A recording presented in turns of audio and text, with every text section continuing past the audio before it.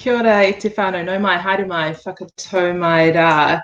Welcome to our Facebook session this afternoon talking about personal insurance and ACC. So before we kick off, I'm going to open us up in karakia. So me noi tātou. Whakataka te hau ki te uru, whakataka te hau ki te tonga, kia mā kina kina ki uta, kia mā taratara ki tai, he hiaki ana, he atukura, he tio, he huka, he hauhu, tihei, mauri ora.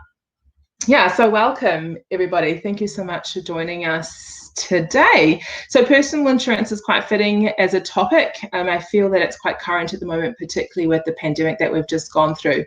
And also as business owners are looking at their expenses to see what they might be able to do to help save some costs. This is definitely an area that I know that business owners look towards, and I think that it's really fitting that we have this conversation today because we don't want you to get rid of all of your insurances, but you may be able to do some things to save yourself some money, but also this might actually be the time to get yourself some cover if you don't have any already. So for those of you who don't know me, my name is Wyndi. Wyndi Tangi. I'm one of the co-founders of We Accounting. I'm also a business coach and a facilitator, and I really love bringing these sessions to you to help bring information and knowledge to you so that you can make the right choices for you and for your business. So today's topic is quite close to my heart.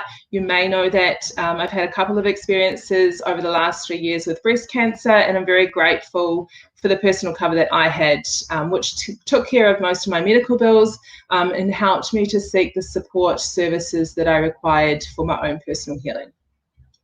If you do have any questions today, please do drop them in the comments box. We'll answer them along the way. So I'm really excited to be able to introduce to you today Tony Park. So Tony is from Insurance Bro. He's currently living in Auckland, but he services clients New Zealand wide. He originally got into the industry to make a difference in people's lives by offering genuine and honest advice, which is always good, but it quickly became a passion of his. A lot of people start out as clients of Tony's and then they become really good friends. And we've got lots of our clients that do work with Tony too. So Tony's a type of broker that can be contacted at any time, and his clients know that. And I can tell you from experience that I know that that's really important, especially when you need to be making a claim, because the last thing that you need is to be trying to work out what you've got to do in that instance, especially when it's hard enough, you know, like in my case, being diagnosed with breast cancer. So he specialises in personal insurance, which means everything to do with you. So life, health, and your income protection. We'll talk about a lot of those today. And he also helps people to understand their ACC costs, which we know a lot of business owners are curious about. We get lots of questions about ACC. So I'm really excited to start talking to you about that too today, Tony. Outside of insurance, he loves to play hockey and he keeps busy on his lifestyle block with his 2 dogs, and he has a huge interest in cars. So ngā mihi nui kia koe, Tony, thank you so much for joining us today. Thank you. So, okay, let's get into it. There's lots of different things that you can help cover. So lots of different types of personal insurances. And I know that they can get quite confusing for people that are non-insurance people. So just like people don't like accountants speaking in accountanese, they don't like insurance people speaking in insuranceese, or whatever you call that. So I think it would be really good for us to talk through some of the different types of insurance that you cover, and some of the key questions that a lot of people usually have in regards to them. Yeah, brilliant. Sweet. Cool. There's heaps of insurances that you can really take out. Main one everyone knows, I guess, is life, although that doesn't really matter too much to yourself because you don't really get the benefit of it. It's your family that usually gets the benefit of that. There's such things like, obviously, trauma insurance. However, people don't really understand what that really covers. Main things, I guess, include stuff like stroke, heart attack, cancer, and whatnot. But it also has cover for such things such as like multiple sclerosis, meningitis, some tumors and whatnot. It just differs from insurance product to insurance product and different companies. Then there's like something like income protection, or sometimes it's called mortgage repayment insurance. where basically if you can't work, you're paid a sum each month to sort of replace your income. And health insurance, which basically helps you not have to wait so long to get surgeries done, gets you access, as long as you're on the right medical insurance, to non-pharmac medication, which can be very crucial, especially when you need it. And also access to specialist consultations to be able to claim 100% of that back, which can be quite useful too. So yeah. I know all about that one. So let's start off with life insurance. I liked how you said that, you know, I'm paying for it, but I don't really reap the benefits of it. And I remember my time at the ASB, because I used to work at ASB, and people would say to me, why do I need life insurance? I'm going to be dead. So why do I need that? So maybe you can talk through why life insurance is important to us, or for people to have. Yeah. So basically, life insurance is really important to have, mainly if you have dependents, or if you have basically a spouse that you don't want to leave with debt, if that makes any sense. So there's several ways you can think of it. I personally like the fact that you can think of it as a way to have a funeral fund, I guess, just ready to go if you were to cark it for your family. And also on top of that, it depends on the way you structure it, or the way your broker sets it up, if you're using a broker. Whereas you can make it so that you can use it for university costs later on in the future for your children. You can have it there so that your surviving spouse or your family doesn't have to worry about income for at least, I guess, 5 years, maybe even more, maybe less. So yeah, you can work it around a lot of things. There's also terminal illness cover usually embedded into life insurance, which basically means if you're going to cark it within, or so, excuse my language, if you're gonna basically die within 12 months, you will get that paid out in advance, which most insurance policies have that. And then you go spending and enjoy the last however long you've got, and do all the cool things that you've been wanting to do, and tick off all of the stuff on your bucket list. Exactly. So the key things then: look after your spouse or your family, your children, pay off mortgages or debt, allow some income for family, because people don't really want to have to go to work straight away if they don't need to. Some people love it because they're like, yep, let's just take my mind off things, and some need that time to process and to grieve. And you know, what a blessing if you don't have to go back to work straight away, and you've got some income there to be able to pay for that, as well as pay for your funeral. And you know, they're not cheap. No, they're not. Yeah, absolutely. Okay, so let's talk a little bit more about trauma then. When I think, well, when I used to think of trauma, I used to think of like ER, Grey's Anatomy, you know, people coming in after car accidents and all sorts of stuff. But you've mentioned already that it's a little bit different to that. So let's just talk more about sort of some of the cases of trauma and how you've been able to help some of your customers through those sorts of instances by having cover. Yeah. So basically with trauma insurance, you're absolutely right. It's not just things that are ER related, I guess. It's also things such as dementia, such as just neurological, I guess, diseases that may happen to you in the future. You just never know. Other things such as if you can't see, or if you like permanent blindness, obviously, and if you can't speak, and if you lose your limbs, for example, that is also a partial or full trauma payout too. So, for instance, for me, one of my personal, I guess, favorite stories is one of my clients. He has so I'm still helping him at the moment, but basically he came to me wanting to cancel his insurances, and I was like, right, okay, that's okay, but and I can help you with that, but what's happening with your health and all that? And then it turned out that he definitely shouldn't look at canceling his insurances, because he had basically a mild form of leukemia. Oh wow. So yeah, he's really healthy and all that. Like you would not know that that's happening in the background. But yeah, so I heavily advised him not to cancel his insurances at all, because number one, he won't be able to get trauma insurance anywhere else. Nobody will want to touch him. But at the same time, it's going to be claimable eventually. Once it hits the stage where he needs a full blood infusion, I believe.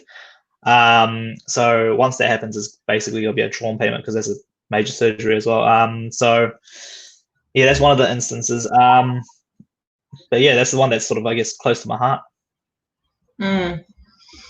Yeah, and so your trauma cover will, like, because I got paid out some trauma cover after the first breast cancer diagnosis, and you know, like for me, I got to go to so I decided to go to Mexico and seek out other alternatives to help with my health, and I wouldn't have been able to do that necessarily if I hadn't had the cover. It just takes that pressure off and gives you options, choices, should you like them, which I think is really I'm really grateful for having, particularly in that case. So yeah, exactly. It's really good to have. I mean, especially I've heard of another story that's not exactly my client, but it was an interesting one. Whereas he just went in for a simple mole map, right? Because he's never had one before. Young male, probably I think it was in his mid-30s. However, they found out that there was a mole on the back of his leg that was a form of aggressive melanoma. So, for example, what the doctor told him was if he had found that 6 months later, he wouldn't be alive in a year. That's what the doctor said to him. Fortunately for him, it was found early. So mole maps are fantastic to have, because it literally saves lives. But not only that, he also got a trauma payout, which is sort of given him options to not have to work and just sort of, I guess, focus on health and healing and anything else that he really wants to do. Yeah, because nobody really wants to think about this kind of stuff. So yeah. People don't like to talk about it. It's a little bit taboo, thinking about death and what, you know, and people say, oh, you know, I'm so young and fit. Why do I need to have insurance so quickly? And I'm like, well, I was 36 when I was diagnosed with breast cancer, and they don't even do mammograms for people my age unless they find something. So just because you're fit and healthy now doesn't mean that something unexpected might happen to you, knock on wood, but you just don't know. Yeah, exactly. I mean, you see it all the time either on the news, where people are literally just, I think I saw one a couple of months ago where a 28-year-old personal trainer ended up dying of a form of cancer because, well, yeah, just because it just happens all the time around us. You don't really want to think about it, but it can happen. And it's a whole lot cheaper generally if you're fit and healthy to get insurances anyway, so it would make sense to do it while you're a bit fitter and healthier. Is that right? Yeah, that's usually the case. As long when you're healthy and when you're fit, that's the best time to buy insurance. Long story short, if you have nothing wrong with you, you should be getting insurance before you start having things wrong with you. Then you'll have exclusions left, right, and center, which, as much as we try our best, sometimes we can't lift those exclusions. And also, what was I going to say around around the exclusions and stuff? It does make things easier. I was going to say something else and I can't remember what it was, but I'll think about it. I'll think about it and I'll ask it. Okay, so income protection as a business owner, how does that work? So there's several different ways you can make it work. As a business owner, I'd always highly recommend getting income protection for the fact, or either income protection or startup income protection. It depends on what stage of business you're in. I'd always recommend it because, in a way, which we'll talk about it later, I'd assume, you can actually get it without having to pay as much, because you can also reduce your ACC levies as long as the background work is in play. Which, long story short, it won't technically cost you more to get income protection. The reason why I always suggest private income protection over anything like having full ACC cover instead, so long as you don't have exclusions, it's going to cover you basically for the same amount of price or less for accidents and illnesses. Whereas, long story short, ACC only covers for injuries and accidents. I'd highly recommend it because you as a self-employed person or a business owner, if you're not working, generally the fact is you're not making any money. And then you got to think, well, what happens to your lifestyle? And then what happens to your family's lifestyle if you're not bringing in money? Everything changes quite quickly, especially if you're ill and you don't have health insurance on top of that. Yeah, I remember at the bank hearing lots of stories about that, people who didn't get cover, and especially if you've got mortgages or, everyone's got bills to pay, and people are struggling already just to get by. And then if you're stuck with an illness or you have an accident and you can't work, then you need to make sure that you've got something coming in. I've heard stories of people having, struggling with mental illness because of reasons like that, because they haven't had the cover, and then you feel like you can't contribute and all those sorts of things, and it's not a nice place. Yeah, especially with, I guess with lockdown and coming out of it now, thankfully we should hopefully start getting better business-wise. However, you could sort of see during lockdown how many businesses were affected, and that was only over a short amount of time. Imagine if that was dragged on longer. Yeah, for me, I couldn't actually, after my sixth, I had a few surgeries, but after the second one, I couldn't work for about 4 to 6 weeks. I couldn't drive for 4 weeks. I wasn't really allowed back at work for 4 to 6 weeks. I'm lucky I have a team of people, and I have a husband who is also working, but if I was a sole trader, or if my business heavily depended on me, then it's at least 6 weeks worth of no income. And then I guess if you think about, depending on your business, if you weren't working for 6 weeks and you hadn't done any marketing, or you didn't have any clients on board or any work to do, post the 6 weeks, you're still then trying to find new clients, maybe. So that makes it even longer without income. Yeah, exactly. Yeah. Cool. So business key or business expense or key person cover, what's that? So key person cover basically covers a lump sum of cash each month. So let's say $5,000 a month, $10,000 a month, for as long as 2 years, again, depending on which company you go to, if you are unable to work for whatever reason. So whether it's an illness, whether it's an injury, that will get paid out to the company. And the reason to get key person cover out is to replace yourself in the business. So for example, if you're let's say a builder, for example, the $5,000 or $10,000 a month, it should be going towards the cost of hiring someone to do your job, so that the company can keep running. Another instance would, I guess, be a project manager or supervisor, same thing, and whatnot. Whereas business expense cover, pays out for the company, same reason. So if you're not able to work for whatever reason, after the wait period, it will pay out for business expenses, including accountant fees. Just think of overhead costs that aren't to do with your wage, or the company's, or basically payroll. It will pay out for, and that will also be about 2 years. And so this is one that the business owner takes out for their staff, or the business owner takes out for themselves. Is that right? Yes, key person is that one. Yeah. Cool.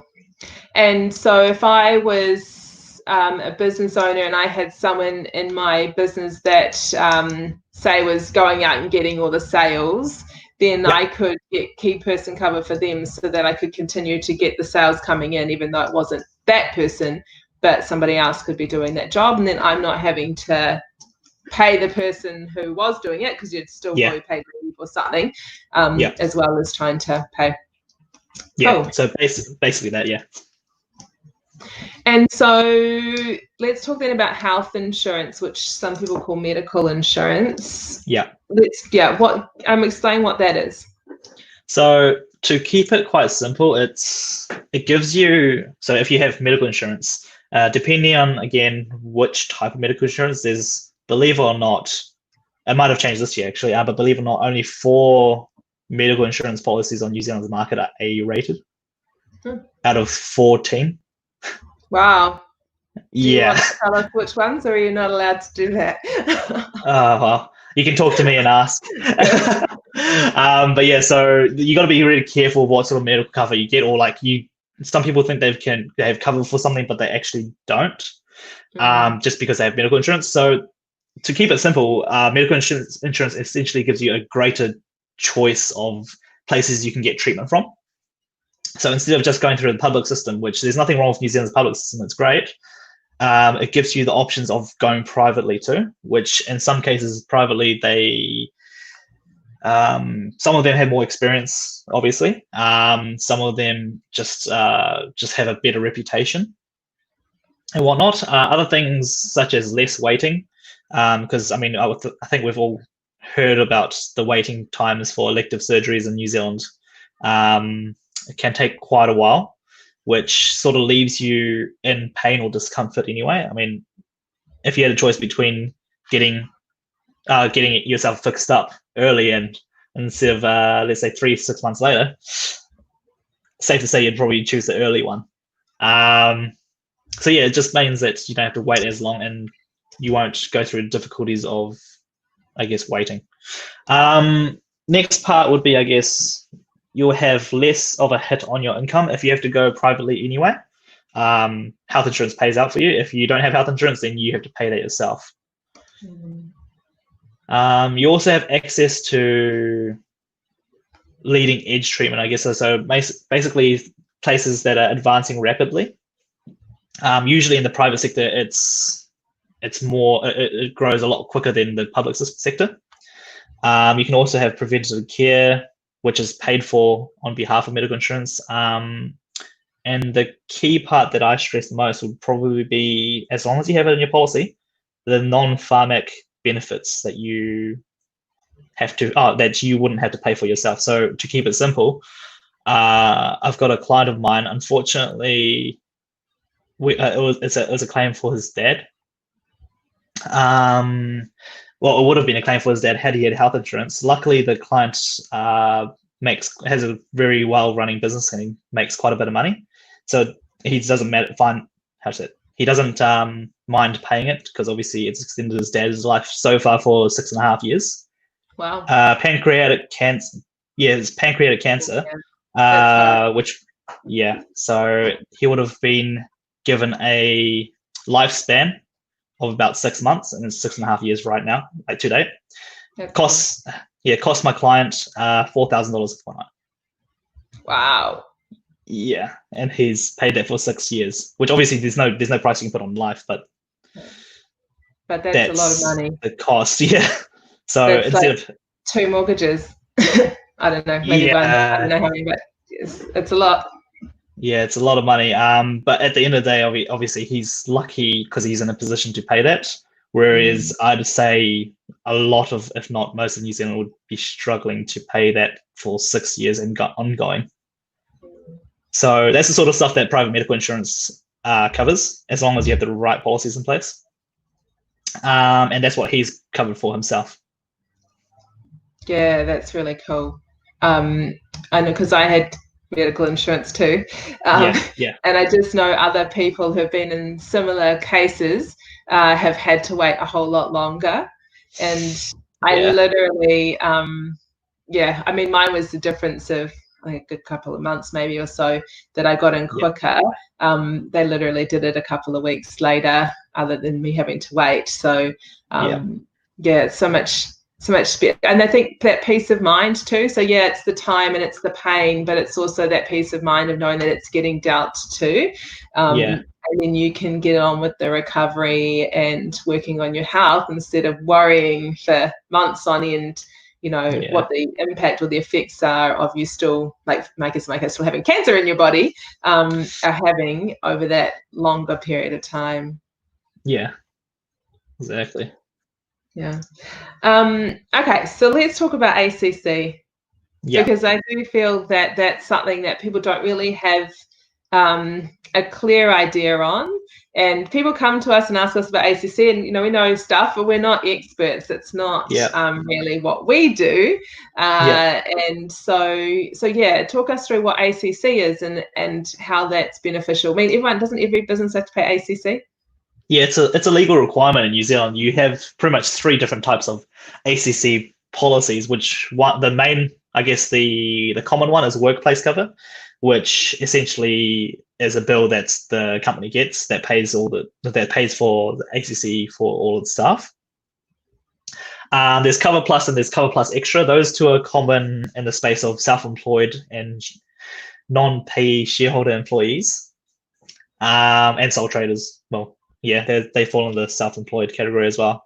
So essentially, it's in place to ensure that Kiwis who are out of income because of, let's say, an accident or an injury, still have, I think it was 80% of their income coming through. However, there are obviously drawbacks with ACC and whatnot. I mean, it's good that it's there. However, it could be better. That's why insurance is, I'd always highly recommend private insurance if you can have it. And so you reckon like a combo of the 2? Yeah. So it depends on how you structure everything and how much you understand it. But if I go on, for example, about Cover Plus and Cover Plus Extra, I'll try and keep it as simple as possible, but everyone by default is put on either who are self-employed or non-shareholder, non-pay shareholder employees, basically put on Cover Plus or workplace cover. On Cover Plus, you have to prove a loss of income, whereas if you're on the other product, which you can jump on, you don't have to prove your loss of income. So the reason why I say that is, let's say you're still able to pay yourself, right? And you have been because, well, hey, if you don't have money, you're not gonna be able to pay the mortgage. You're not gonna be able to buy food. You're not gonna be able to basically provide for the family or yourself.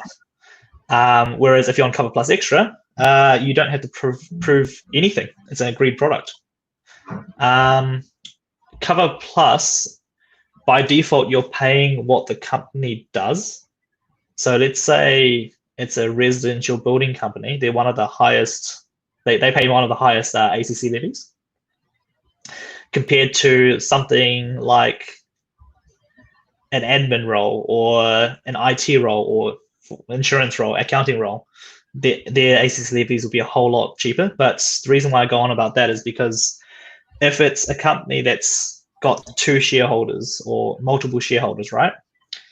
You can change the CU code. So basically, you can declare to ACC what each person actually does in the company, as long as one of the people are doing the main role of the company, which may be a residential building company. That can significantly reduce ACC costs. The main reason is that like, instead of saying, so if you're a building company and everyone just automatically gets allocated as a builder, but actually not everybody in the company is a builder, and so because some do administrative roles which are less riskier than, say, being on a building site, then you can work it so that it's categorized differently, therefore reducing your ACC levies for the financial year, for the year. Okay. So, for example, the minimum you can put a builder on would be about $1,300 a year on which covers you for about $30,000. And so does that mean that if that builder was out of work because of an injury, then they could be paid out up to $30,000 per annum. A year. Is that right?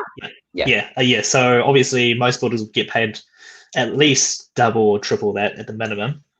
So that's the reason why you have income protection in place to sort of buffer that out. But for example, a admin person, I believe this year the lowest you can pay on an admin person is about $600 a year.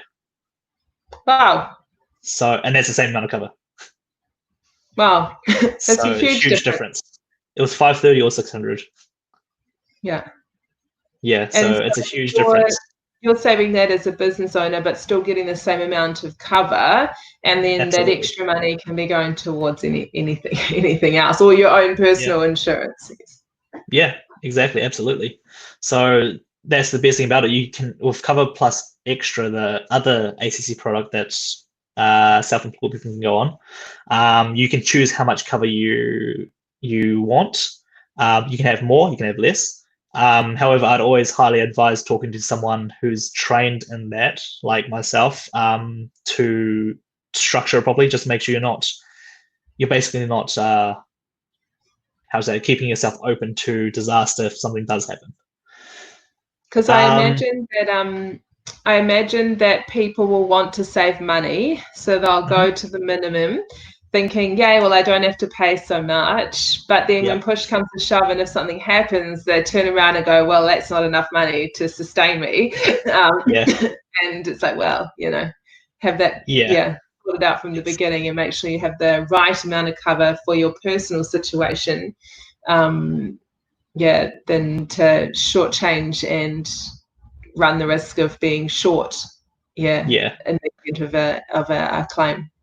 Yeah, exactly. The last benefit, I guess, of having a restructure is, as long as I can help you in that space, I can pretty much tell most people within 3 to 5 minutes of having a chat with me whether or not we can do anything for them. If you do go to the Cover Plus Extra and you qualify for it, all that kind of stuff, you don't actually have to prove that you're your payments don't reduce as you start working again. So, for example, if your normal hours are, keep it round figures, 40 hours a week, and you work 38 or 39 hours a week on the other product, which is not the default product, you will still get the full ACC payment too, on top of what you're getting paid or paying yourself. So essentially, you can get up to as much as double pay on Cover Plus Extra, and so long as you have a medical note too, to say that you don't actually have to work full time. Whereas on the default product, you have to prove payments will reduce as soon as you start working. So because you can only work so many hours or something like that, right? And then if you go back to work, then they don't pay you your ACC anymore. Yeah, exactly. So it doesn't actually cost you that much. The difference between Cover Plus and Cover Plus Extra, even if you're just doing a straight swap over, is bugger all. But the product of Cover Plus Extra is so much better than Cover Plus. So basically what you said then is that they can make sure that they've got the right categories if they're in Cover Plus Extra.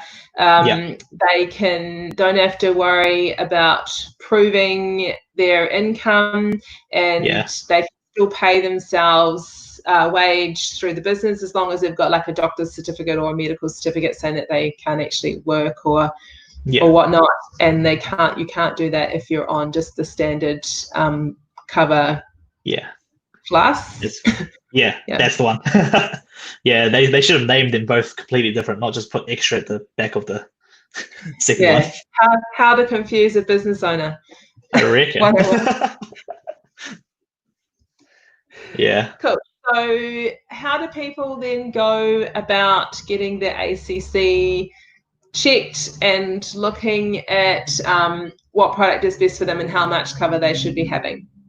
They can either do it themselves, but obviously that way you don't know what you're doing really, if that makes any sense. I'd highly recommend having a chat with someone like me, just because, firstly, it doesn't cost you anything to have a chat with me, regardless of what you do. Secondly, it's better to actually have a plan in place and know what would happen if you do end up going on claim for whatever reason, whether it's illness, whether it's accident, and how much you would get from ACC versus how much you'd get from insurance if you take out insurance. And then that way you won't be also changing up the code that you're on accidentally, which is not good either, especially when it comes claim time. Especially if you've said it's a lesser job than it actually is. Yeah. Then you will most likely get a higher ACC, or probably a big ACC bill. Yeah. Next year. Yeah, you don't want that either. So tell me, Tony, if people want to come and have a chat to you, so you said that there's no cost to have a chat. So if they take out insurances and stuff, how does that work? Yeah, so basically I don't charge for my service for anything. So we, as most insurance brokers, get paid by the insurance companies if you decide to go with them. Generally speaking, most brokers should be unbiased to what company you get sent to. So it should be unbiased. Are you unbiased, Tony? Yes, I am. The reason why I say that, some people like to use certain companies over other ones. I personally care about product quality because I don't want to have that awkward conversation where, hey, look, you got insurance through me, but you can't claim. So yeah, you want to make sure you have the right product in place. So that's the reason why I don't like to put obviously put a crap policy in place, because you're paying for it for a reason. Sorry, no, keep going. Yeah, sweet. No, go. So insurance companies pay us in commission should you sign up to anything. Cool. And what about insuring children?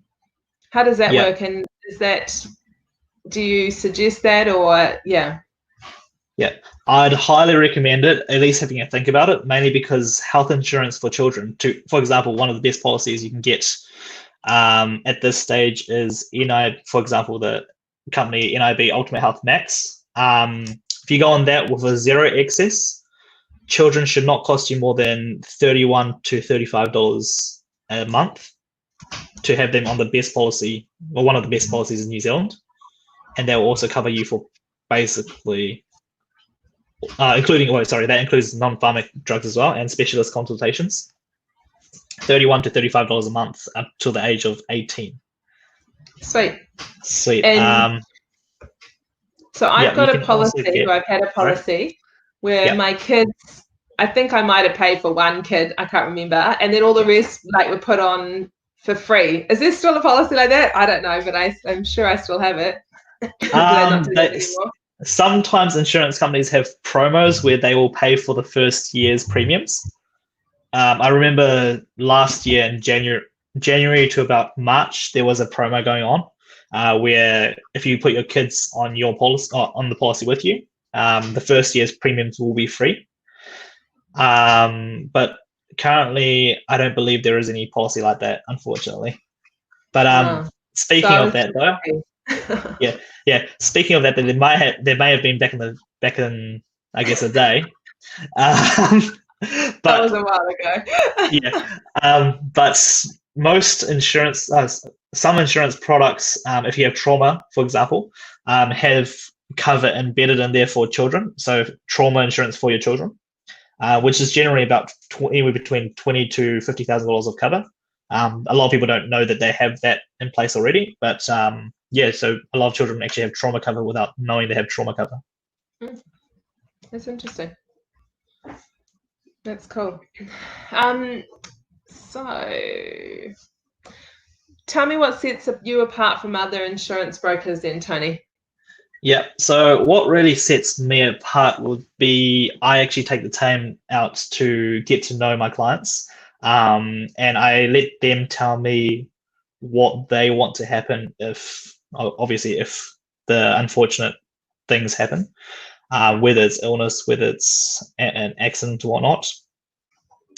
If someone was to pass away, if someone was to become unable to work, or get a traumatic event happen, what would they want to happen? What would they want to happen financially in those kind of circumstances? I asked them what they want to happen.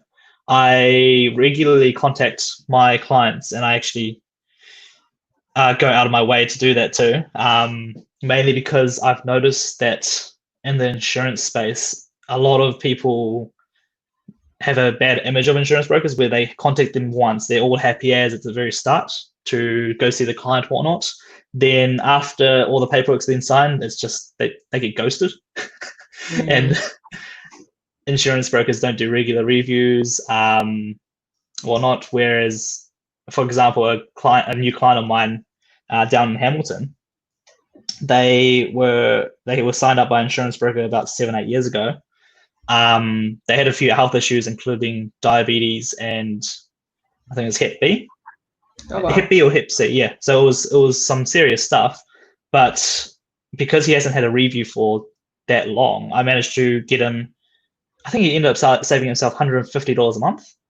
Wow. I don't have it in front of me, so it was quite a big saving for the exact same amount of cover and the exact same amount of terms. So it was just because he was quite healthy.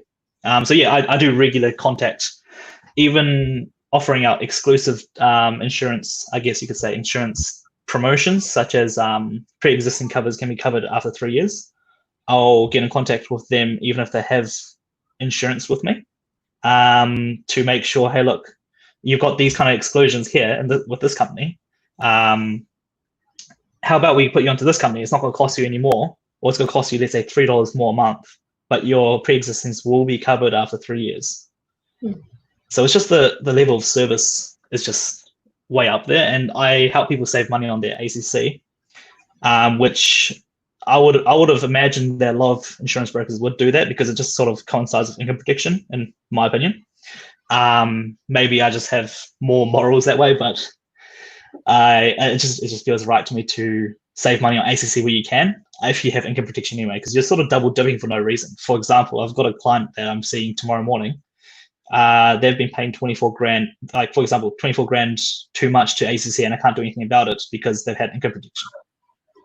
Yeah, so they can't get their money back, unfortunately. But starting from basically last week, he won't have to pay 24 grand more to ACC. Yeah. What could you do with $24,000? Yeah, exactly. Some companies, the biggest one I've gotten a refund back for a wrong CU code was about 240 grand, but that was quite a big company. That was on the wrong CU code. Oh no, might be 140, 240. Yeah. But that was a refund, which is great. So yeah. Holy moly. How often should people be reviewing their insurances? We like to say in the industry, whenever something changes in your life, as in like financially, you might get a promotion if you start a new business, if you just bought a new home, you have less debt, or had a new baby. But in all honesty, I'd say you should be, your insurance broker should be contacting you at least every year or 2 years at the minimum. And that should be via phone call, just to make sure you actually do an insurance review at the minimum. Yeah. Totally. Because situations change. Yeah. And usually people take out life insurance or any type of insurance because they have debt or they have stuff to cover. And that amount changes quite a bit within 2 years anyway. And do you help with the claiming process? Oh, absolutely. That's where I pride myself in. I guess put it quite bluntly, I put my money where my mouth is for that one. Whereas one of them I like to talk about quite a lot was where a broker refused to help out his clients with a income protection policy. As in, he literally blatantly said, without even putting the claim in, this is how bad it was. You can't get paid out for it because you didn't declare it or something like that. Long story short, I managed to fight the insurance company and him, put in a formal complaint, got the client paid out 24 grand. Wow. For, I think it was like, it wasn't much cover. Like he should have been covered for more, but it was 24 grand. $24 in my exactly. pocket is better than in the insurance pocket. Exactly. And this man's been paying his insurance premiums for 38 years. So that doesn't even make a dent in how much money he's been paying for his insurances. Yeah, so, yeah. But yeah, so I pride myself in literally taking care of my clients. Even if it's a small claim, if the clients are having any troubles with it, I'll always put myself out there and actually make sure it gets paid out. Because at the end of the day, that's what you should be using broker for, to make sure you've got someone on your side. And what's the benefit of using you over going to, say, a provider directly? Yeah. From me, I give you basically my advice and the options of not just going to one provider. If you go to one provider, they're only really able to give advice on their products, not what it compared to other policies out there. I mean, as I said at the start, there's 4 insurance products that are A-rated, 4 health insurance products that are A-rated compared to 14 on the market right now. That's quite a big eye-opener, and there's actually not too much price difference in between all of them. So effectively, you could go to one of the other 10 and not be covered, but not know it because you haven't been able to compare against what else is out there. Exactly, and it's sort of like you don't if you go to an insurance broker, or should I say an insurance broker like myself, we do the shopping around for you. Make sure you're getting a really good policy, obviously, A-rated. We don't really go for anything that's not A-rated. At a good price. So we always make sure that for your age, for your medical conditions or anything else in the background, we're getting you the best policy. That'll give you the best amount of cover. Cool. So that's the difference between us, I guess, and going directly to the insurer. You won't actually get it cheaper either if you go directly. Cool. That's good to know. So a question has come through. At what age should someone think about taking out life cover? The earlier the better, mainly because you can start having exclusions if things go wrong with you. So the earlier the better. Just have a chat with me, and I can give you quotes and give you some good advice. Because I guess if you say, I remember because I had knees problems and back problems, whatever, they exclude them, so you can't get covered for them. And then the more you've got, the more expensive it is, or you run the risk of not being able to get covered at all. Yeah, exactly. With life insurance, it's pretty black and white. You're either covered or you're not, or you will it'll be more expensive because let's say smoking status, let's say BMI and whatnot, they just make it a lot more expensive because the likelihood of a life claim is higher. But generally, it's a black and white world there. If it's something like trauma or health insurance is probably the most difficult. The most difficult because as soon as you have something wrong with you, even if you go, let's say tomorrow I go to the physio because my neck hurts, right? They're going to exclude the neck for at least 2 to 3 years or indefinitely. So yeah, the sooner you get things sorted, the better, because you have less exclusions and more likelihood of claiming. Yeah, we had the same. Ali couldn't get medical insurance for so long because he's got a family history of heart disease and he's not exactly a string bean. So yeah. I think they only just covered him in the last couple of years, and we've been together for a long time. Yeah, it can be quite difficult. So basically, get in as soon as you can so that you can make sure that you've got the cover. And that's what I did. I think I was in my early 20s when I had got all my cover put in place. So I started at the ASB and they all went, cool, here's a whole bunch of insurance for you. And I just said, oh, yeah, okay, whatever, and paid it. Thank goodness I did, because if I try, and I'm 39, turning 40 next month, but if I even had waited until after my 36th birthday when I got breast cancer, it would have been so much more expensive for me to get it. And not many people think that they're going to get breast cancer at 36 years old. So you just don't know what's absolutely right? Yeah. Hit by a bus or anything, you just don't know. Yeah, none of us have an actual crystal ball that works. Absolutely. So I guess sort of talking a little bit on that, one of the things that I've learnt over the years is about having your partner on your insurance cover and who owns it and the difficulties of getting that money in the event that you have passed away, and wills and all that sort of stuff. So do you have a recommendation around that? Yes, two things. Number one, always have the spouse or your partner or your husband or wife on the policy ownership, or have you guys both as policy owners. It is a lot easier come funeral expenses. The rest of the life amount and stuff,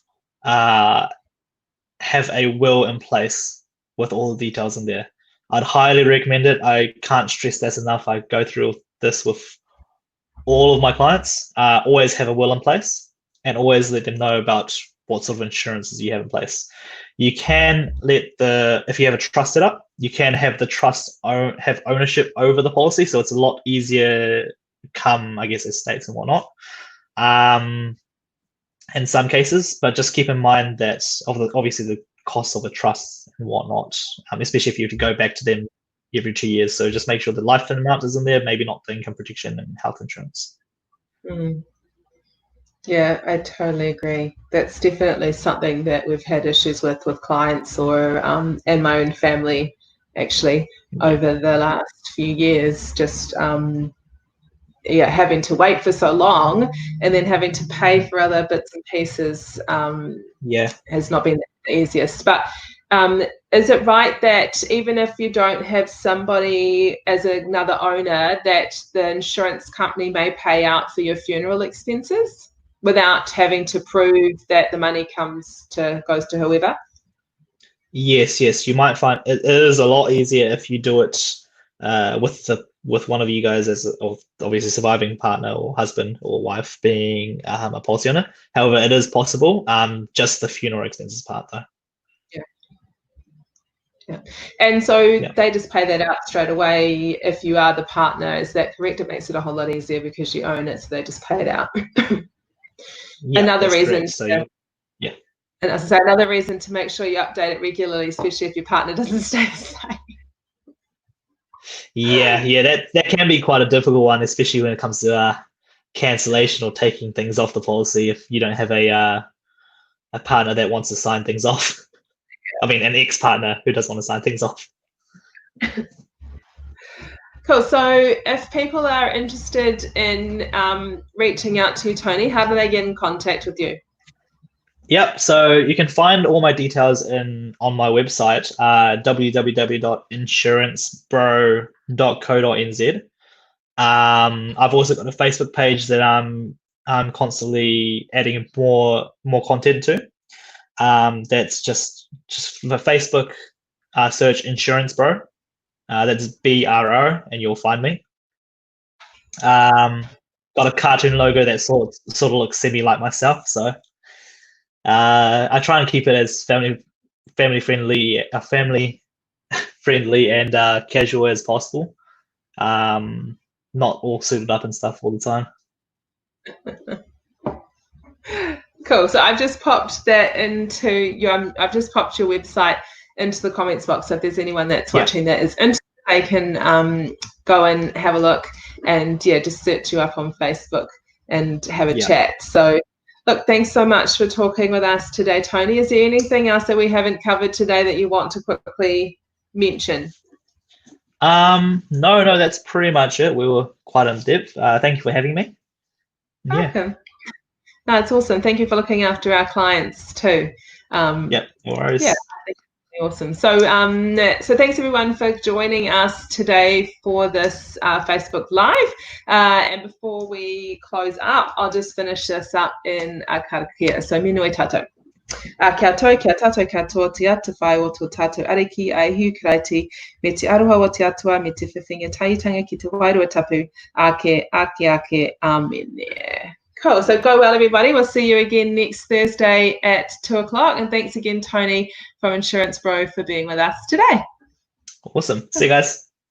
Atua.